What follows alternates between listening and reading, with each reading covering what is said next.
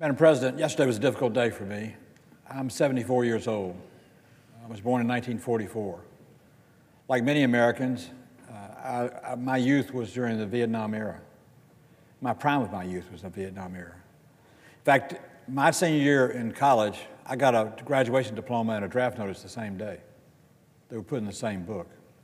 Everybody was going, or everybody was being called up for the draft. There was a lottery, but so many people were eligible that almost everybody in my age group would have been drafted if they didn't join the service. I joined the National Guard, which I'm very proud of and still a guardsman to this day. But it also gave me the chance to serve my country in a way that would not put me as much risk to go to Vietnam as it would if I was drafted. But I consciously did that because I wanted to do everything I could to stay here and get married a few months later to my wife, Diane. But I was of the age to be drafted, and I made the decision to find a way to serve that would not put me in a position of being drafted where I lost control. And I was able to do it, and a lot of people were, but a lot of people weren't, and I know that.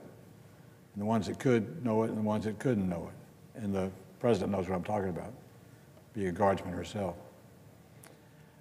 I lost my best friend in Vietnam, Jackson Elliott Cox III, Waynesboro, Georgia, Liberty County, bird dog capital of the world. Jack and I graduated from college together, and Jack went off for a weekend and came back and told us all he joined the Marine Corps, was going to OCS and was going to go to Vietnam and fight the bad guys. We all said, Jack, don't volunteer to do that. You could get killed. But he said, no, I ought to do it. It's a great country. I've had a great life. Go to the University of Georgia, have a wonderful mom and dad, good friends like y'all. I want to go to OCS and be an officer in the Marine Corps. And he did. 2 years later, he was shot in the 11th month of a 13-month stint in Vietnam by a sniper. Alex Crumley, the Superior Court judge in Georgia years later, Pierre Howard, the Democratic Lieutenant Governor of Georgia, and myself, we were the three best friends, the four amigos, if you will. We went to 589 Liberty Street in Waynesboro and spent 3 nights and 4 days with Emily and Jack, Jack's dad and mom.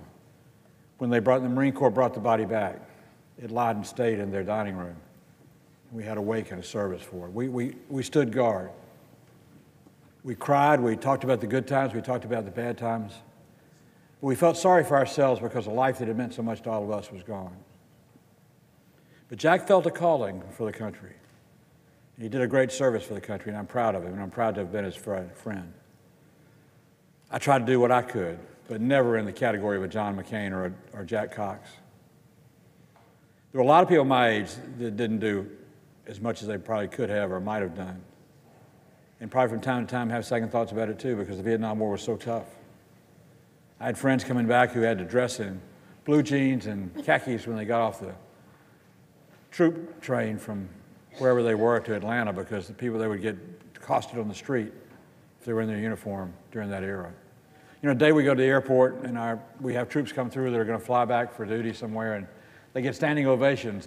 People give up their seats to let them sit there. It wasn't like that in the 60s and 70s. It wasn't like that at all. In fact, the people who were risking their life, and in many cases 58,000 of them did give their life for all of us, we were making fun of them as a nation. It was terrible. It messed up our politics, messed our country, messed up our people, messed everybody else. But America's a great country. And as much as what I'm telling you is tragic to me, and I apologize to everybody that I didn't do everything I should have done, but I think all of us owe each other a commitment to say, you know, we're never going to let America get that way again. America's going to always be like it was on 9/11 or 9/12/2001, when we all put American flags on our cars, we all sang the national anthem, we all did the Pledge of Allegiance after we'd been attacked. We rallied, and for a few months we were the most patriotic nation in the world. We ought to be that way every single day, because every single day there are those, just like those firemen and emergency medical people in 9/11, there are those in the Vietnam War who signed up, who fought, risked their life, in some cases died, like John McCain, like my brother-in-law, Rocky Davison, my wife's brother, who flew to the Navy A-4 reconnaissance planes in Vietnam, one of the most decorated pilots of the Navy during that era. People like him were great. Like my father-in-law flew reconnaissance in World War II in the Pacific, did everything he could to help the country during a difficult time there. There's so many people that did that, in our country. We owe them all a debt of gratitude and a debt of thanks. But we need to all remember we're all Americans. We owe those who've saved us as a country, kept our freedom when we were about to lose it, fought for us, risked their lives, and died for us. We owe them at times like this to elevate them to the appropriate place in history, and that's what I'm trying to do with John McCain today. I want to elevate John. John was better than me, and I know it. John was the best of my generation. John McCain was and is a great human being. I don't know what's going to be said in the next few days about John McCain, by whomever it's going to be said. I don't know what's going to be done. But anybody who, in any way, tarnishes the reputation of John McCain deserves a whipping. Because most of the ones who would do the wrong thing about John McCain didn't have the guts to do the right thing when it was their turn. We need to remember that. So I would say to the president or anybody in the world, it's time to pause and say, this was a great man. He gave everything for us. We owe him nothing less than the respect that he earned. And that's what I intend to give John in return for what he gave me. John took me to Kosovo 20 years ago when Clinton said we're going to send some people over to verify the crime sites, the ethnic cleansing. Went to Pristina with John. Went to Montenegro. Went to the World Security Conference in Munich a few years after that. Got to sit with Vladimir Putin at that. Saw John McCain talk to Vladimir Putin like they were next-door neighbors, but also like they were Dutch uncles. I was so proud to be in a country that had a guy like John McCain who could break the ice with the toughest of our adversaries and speak up with pride for America and call them down when they need to be called down. Yeah, John and I had some problems too. Mitch McConnell did me the worst favor of my lifetime when he made me the chairman of the Ethics Committee. That's a hard job. And nobody likes the person who's chairman of the Ethics Committee because they're scared of you. But I got the Ethics Committee job at a time when John McCain was put on the special committee for the Ethics Committee to decide what to do on using airplanes during campaign events as candidates or for our PACs. John had access to a plane which gave him an exemption from the rules that we passed.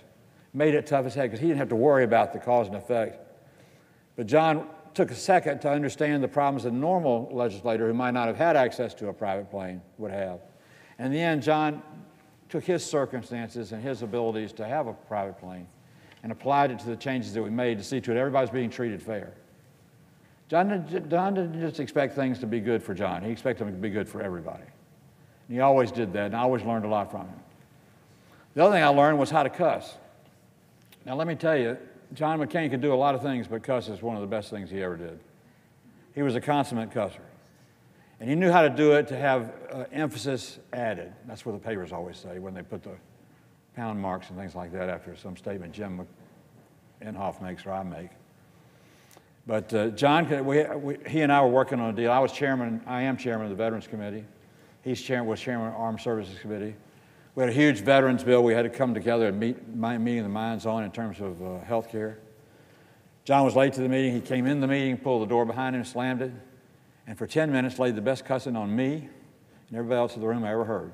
He said, now I haven't got time to put up with this anymore. Y'all just listen to what I got to say and tell me what you're going to do. That's a tough way to do business. But John sometimes knew to get us all to think, get us all to talk, that if he intimidated you enough so you'd fight for what you believed in, you'd get a better piece of legislation than if he just let you pass or if he intimidated you to death.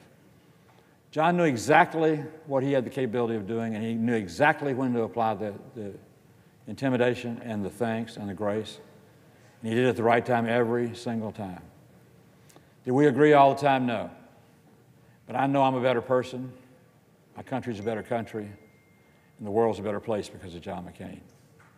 In the next 3 or 4 days as we go through and we run into kids that we know or relatives or my own children that I'll be with this coming Sunday in the mountains, we're going to have a little meeting about John McCain, just to make sure that they know, I know that they know what I know about a great American hero.